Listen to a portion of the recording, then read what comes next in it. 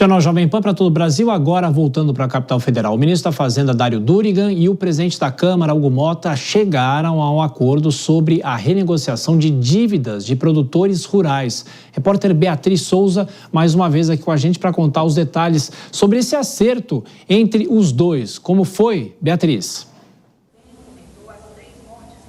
Oi, Tiago, boa noite mais uma vez. Pois é, após um ano, então, dessa tentativa de negociação, os últimos dias também bem intensos, com várias reuniões aí com a Frente Parlamentar Agropecuária, a equipe econômica do governo e também com o presidente da Câmara dos Deputados, que participou, então, dessa interlocução para se chegar a um consenso dessa proposta, né, que prevê, então, a renegociação das dívidas dos produtores rurais que foram afetados por efeitos climáticos, chuvas, enchentes, também seca. Só lembrando que tem, né, um projeto de lei em andamento aqui no Congresso Nacional, mas esse projeto de lei tiveram algumas alterações no Senado Federal e essas alterações o governo não conseguia acatar justamente por conta do impacto financeiro, do impacto fiscal dessa proposta. E aí, nesse consenso, o governo então apresenta uma medida provisória para essa renegociação das dívidas dos produtores rurais. Segundo o Ministério da Fazenda, mais de 100 bilhões de reais em dívidas desses produtores rurais vão passar a ser renegociadas aí com condições especiais.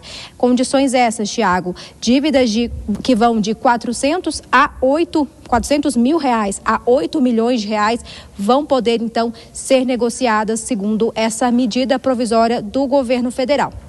As condições são as seguintes: os produtores rurais que tiveram perda de pelo menos 30% da renda bruta ou até 2 safras, tanto por eventos climáticos, né, as chuvas, as secas, também essas enchentes, ou relação à queda dos preços desses produtos agrícolas, vão poder renegociar essas dívidas com um prazo de 8 anos para pagamento, com mais 2 anos de carência e sem entrada. Já no caso daqueles produtores rurais que tiveram perdas de até 3 safras e redução de 40% da renda principal, e aí destacando aqueles produtores rurais do Rio Grande do Sul, né, que foram afetados por aquelas enchentes, pelas chuvas, nesses casos eles vão ter um prazo de 10 anos para poder fazer, né, o pagamento dessa dívida, com mais 2 anos de carência, e também não precisa de uma entrada.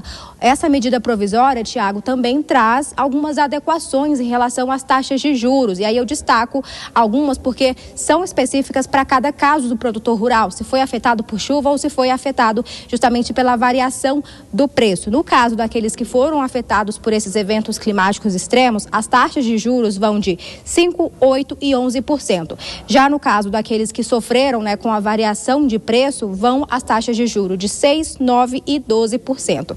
E a gente tem uma fala do ministro da Fazenda, Dário Durigan, hoje, após essa reunião de negociação que se chegou a um consenso com o presidente da Câmara dos Deputados, Hugo Mota, com a equipe do governo, né, o ministro das Relações Institucionais, José Guimarães, com a liderança do governo também na Câmara dos Deputados e, claro, com os representantes da Frente Parlamentar Agropecuária. Vamos acompanhar. O impacto fiscal ele vai ser mitigado, esse é o nosso compromisso com eles. Fazer boas condições em termos de prazo, de juros, com enquadramento rigoroso, que esse é o acordo, para quem precisa, não para todo mundo, de modo a gente mitigar o impacto fiscal, deve ficar abaixo de 4 bilhões. Pois é, Tiago. Então, após a publicação dessa medida provisória, os produtores rurais que se enquadram, né, nessas situações que eu acabei de citar, podem, então, procurar as instituições financeiras para dar andamento, para dar continuidade, começar, né, com essa renegociação das dívidas dos produtores rurais, essa medida provisória apresentada, então, pelo governo federal, equipe econômica do governo Lula. Tiago, volto com você. Beatriz, não saia daí, depois da Denise você volta para falar sobre a não ida à Câmara do ministro das Relações Exteriores. Denise Campos de Toledo, é uma espécie de desenrola dos produtores rurais? O que isso vai representar para a economia e por que essa negociação com a Câmara?